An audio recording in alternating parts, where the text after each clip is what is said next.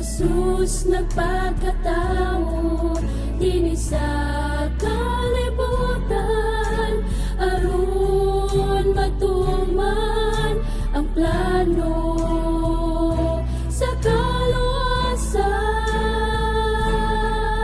Kay siya nagtinguha sa kaluwasan sa tanan, kun mutumay kinabuhing dayon. Dito sa Kalbaryo sa krus, siya miantos sa pagdamay o mga pagdiay-biay. Apan bisan pa niya na siya nagpailog, aron kita may kaluwasan.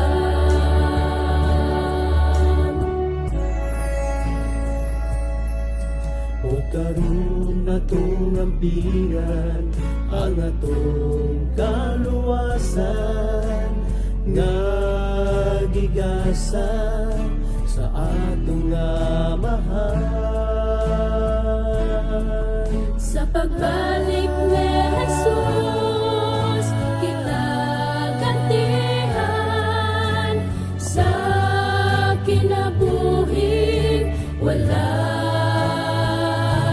katapusan. Dito sa Kalbaryo sa krus, siya miantos sa pagdamay o mga pagdiay-biay. Apan bisan pa niya na siya nagpailog, aron kita may kaluwasan. Dito sa Kalbaryo sa krus,